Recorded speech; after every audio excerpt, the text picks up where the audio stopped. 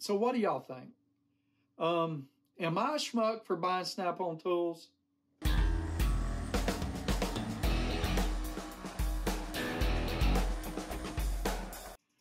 Welcome to Jethro's Garage. I hope y'all are having a great day today.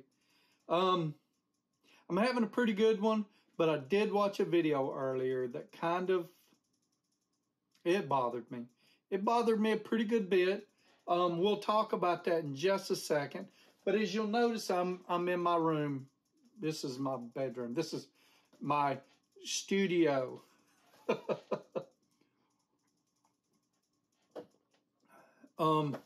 Yeah. So I saw a video earlier that kind of bothered me. So this is a person that is fairly big in the world of tools on the internet, and he brings you some pretty good deals. And I won't mention who he is or whatever, but you know, I can barely remember a time when I didn't look at his videos to find some deals on tools. But anyway, he did a video about Icon beating Snap-on, and he made some very good points. Very good points. Look, and some of the things he says is pretty awesome. I've made notes. So let's talk about fanboys first. You have a lot of people who stick to one brand and that's it. That's what they go to. I understand that. If you're actually using them, then that's what you trust. And I can understand being a fan of that. I use Milwaukee. I guess that's the one thing I can be a fanboy on is their power tools. I have no experience with, very little experience with anything else. I dipped into the Craftsman line early on in my power tool days and actually went from the NiCad stuff to the Leon stuff. I forget, whatever the newest stuff is. That was the C3 line. I went to the C3 line. And then I went from there to, I actually had some DeWalt at the same time. All my DeWalt was NiCad stuff also. Had a Sawzall saw deal and a drill. And I think that was it. I might have had something else. I ended up giving those to my son.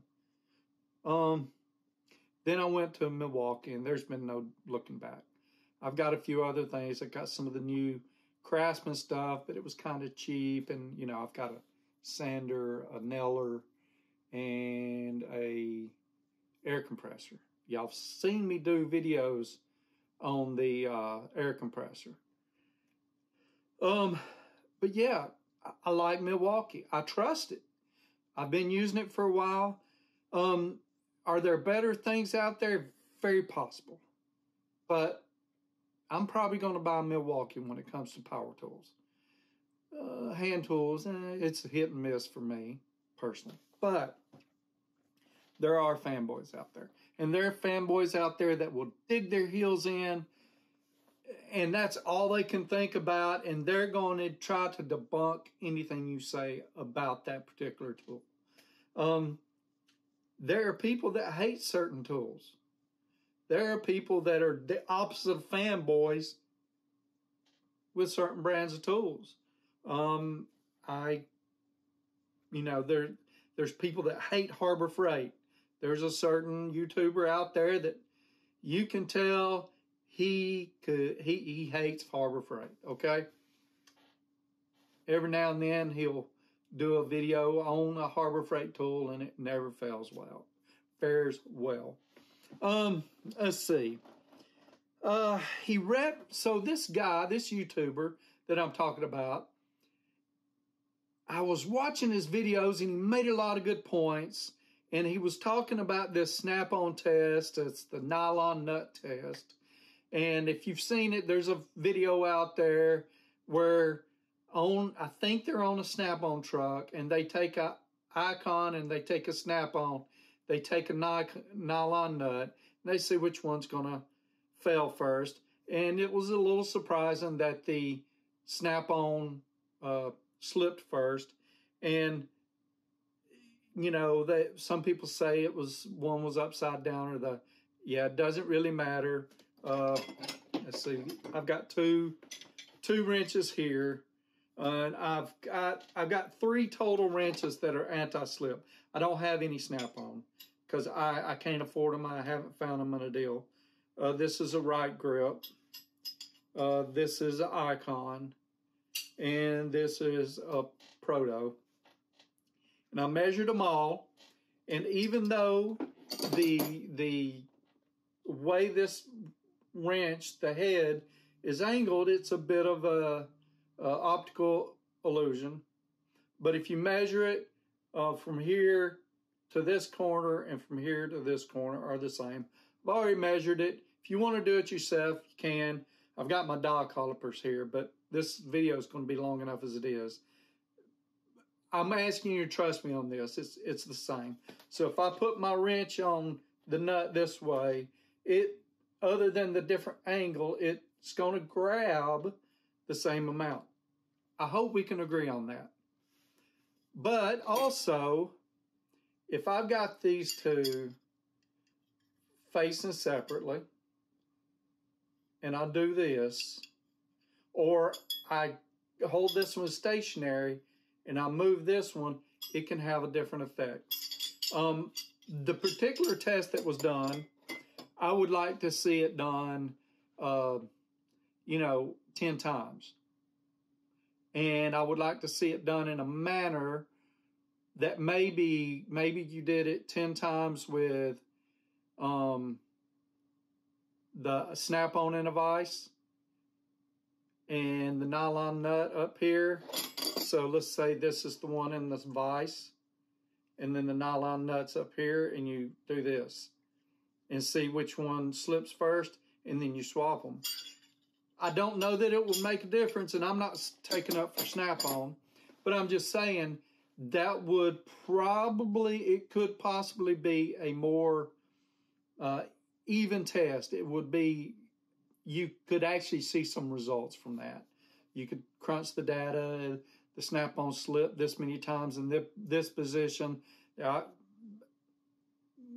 know I'm running a little long-winded on that, but I think y'all get what I'm saying. So, another thing he said is there's some great brands out there. For the price, and if you're looking to buy an anti-slip wrench, if we're talking just about anti-slip wrenches, is what he's kind of talking about here.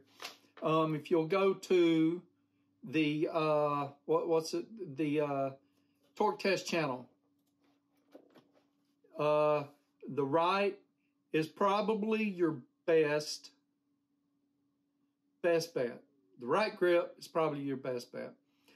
Price is pretty nice. The fit is pretty good. I'm looking at the screen here, and I might throw that in there with you. But they're really well. Torque Test channel. These ain't flare nut wrenches. No. Okay. There's a little discrepancy in his chart because they're doing combination. They show combination wrenches, but anyway, a few fared pretty well. On his test, right come in first. They get this average score. Snap-on come in second, the FD plus. Carlaw come in third. Harbor Freight come in fourth.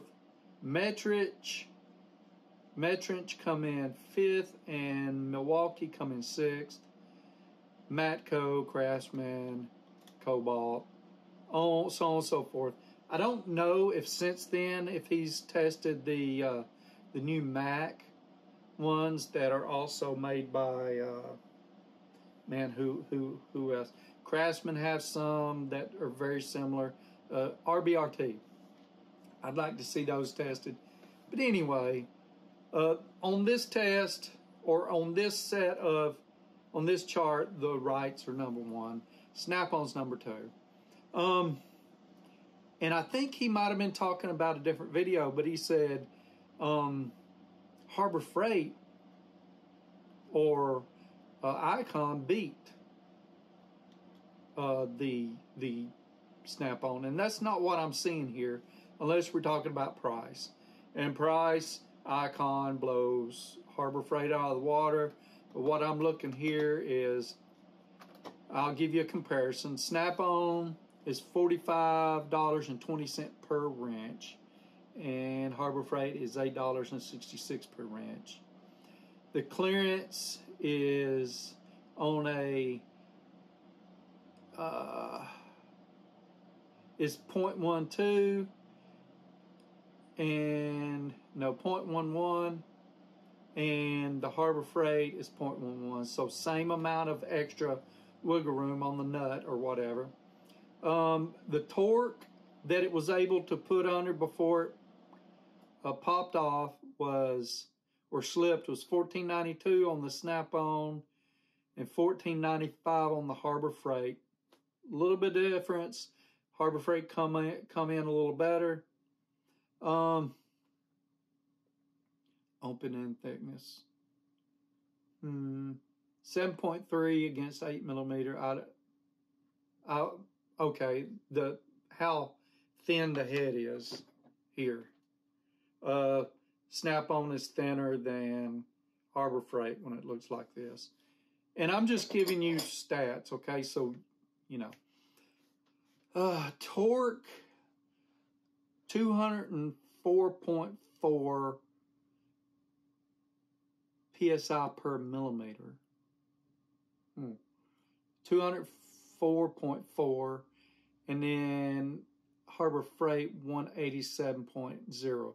In other words, the Snap-on is thinner, so per width, it was able to handle more than the Harbor Freight Icon. Hardness scale, the Snap-on is harder at 53.7, and the Harbor Freight is 46.2. And the score that they achieved was 9.66 for the Snap-on, 9.33 for the Harbor Freight. Look, that Snap-on set is roughly $600 unless you can find it somewhere. I can guarantee you a lot of us here that are not professional mechanics are not spending $600 on the Snap-on kit, okay? It's a lot of money. The right kit is an awesome deal, and personally, I say buy it. The difference is, now these are two different sizes, but a 3/4, because I don't have a metric, but they're similar. So a 3/4 and a 19 millimeter are similar. So right grip, Icon. Right grip doesn't make a long, okay? They don't make a long pattern, I don't think. They used to not. And then you can get these Icons and the long pattern. But I say buy the right. You can always get a wrench extender. So there's that. Let's go on a little bit further. So I've talked about a few of these things. And next thing I'm going to get into the bad now. And I'm going to place the exact quote, and this is what got me. Everything else, I was like, okay, that makes sense, that makes sense, that makes sense. I understand that. I would probably look at this a little bit different, but where he got me, where he kind of frustrated me, it kind of made me mad. I'm not a fanboy, and I don't go on any sites that I know of knocking a lot of tools down, okay? And I don't go saying Snap-on is number one, okay? So maybe he just misworded and was only talking about fanboys, because I'm sure he gets a lot of hate on his site. He's a very big YouTuber, and I'm sure he gets a lot of hate. But, and here's the quote. Let me read this exactly. You're a schmuck. I am trying to stay above the belt, but if you're still buying Snap-on hand tools at this point, you're a schmuck. That's exactly what he said. That's his quote, not mine. I don't think that. If you're buying Snap-on hand tools, you probably, one, have a guy on a truck that comes by your shop who you trust, who gives you good service, and you've probably used Snap-on tools long enough that you trust them. And why take a chance on the other stuff? That's probably the reason you're buying Snap-on tools. Okay? I have a guy who I know sells Snap-on tools. I trust him. He doesn't come by my shop because I don't have a, shop that I, work out of, like a mechanic shop. I work out of my garage here, and I do stuff personally. I don't do it for a whole lot of people outside. But I call him up, and he helps me out anytime I need it, whether it be I've swapped out stuff that he didn't sell me that I bought from a pawn shop. I bought stuff for him. He's given me a little bit of a break on some stuff. Some stuff I bought, at retail or what have you. I don't feel like a schmuck. I don't feel like a schmuck. Next thing is he talks about Snap-on targeting vets when it comes to franchises.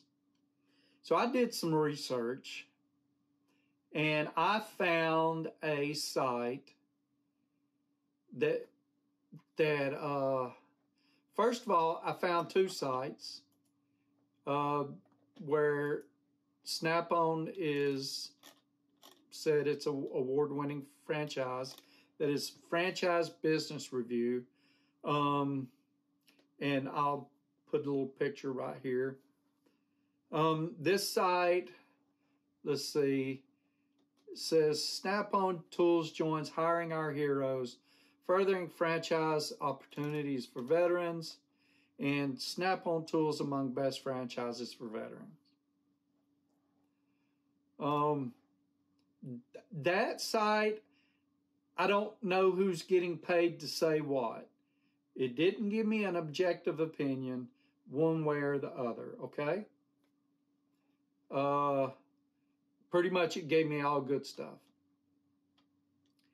But then I went to NerdWallet. They got an article, and Snap-on comes in at number 16. And I'll put this one up here. They come in at number 16 as a top, franchise. And it says, gives you the breakdown, estimated total initial investment between $172,000 and $375,000, licensing fees between $8,000 and $16,000, and veterans benefits. Veterans can receive a $20,000 discount off the initial inventory purchase. And then it goes on to mention other franchises, okay? This one just gives you some facts. That doesn't give anything negative. It doesn't talk about it. And then I found a site that was negative. First of all, first time I clicked on this site through a Google search, I started getting pop-ups. So I closed that down And guess what? I clicked on a similar link, same deal. And this is run from a WordPress. It's not a, how do I say this? It's run from a WordPress site, and it's not they have bought their own domain name, unhappyfranchisee.com, but it's the back end is WordPress. Bottom line is, all it is a tool. WordPress is a tool to help you publish blogs. Not saying it's not a professional, because I use WordPress myself, but I was able to figure this out because they didn't change the little icon from the WordPress icon that shows up in the search bar to whatever they would have. This one is negative, period, negative, no good.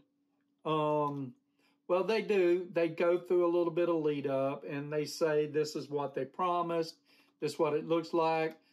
The one article I read, guy was doing great, and then he had a disagreement with one of the managers, or one of the people who was, one of the higher ups that was pushing these tools and stuff, and all of a sudden they destroyed his deal. And it gives me a bunch of cases where Snap-on was a litigant, and so against Snap-on, and where Snap-on paid a settlement and stuff like that. It's not a lot of, here are the facts, here's this side, here's that side. It's mainly, here's this side, and here's the facts that tell the story I want to tell. And a lot of places do that.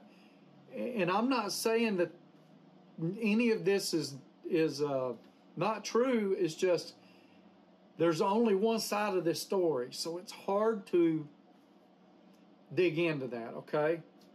He had mentioned that he had a wife call him whose husband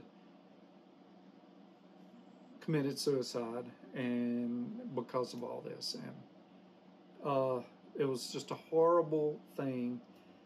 But there's a lot there, and I think it's possibly unfair to have categorized these things this way, especially me personally.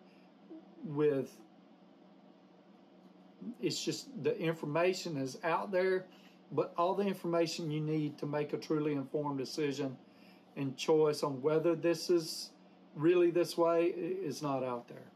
So let's talk about a franchise. In 21, I reached out to a different big name tool company who makes very little of their own tools. So you'll probably know who it is. And I did the first initial deal where I met with the person online. We did a video chat, and then he sent me the contract for me to read over. And he had told me some stuff, and then when I'm reading this contract, I seen some other stuff that I really didn't like. And a few of the big things, if you know anything about franchisees, their job is not easy.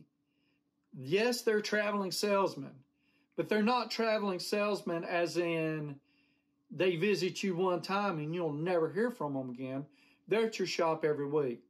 Yes, they're trying to sell you something, but they could be trying to sell you snake oil. But if they do that, chances are they're not going to get many sales from you, because at some point you're going to stop trusting them. The thing is, they have to come to your shop every week, so you have to have some sort of trust in them.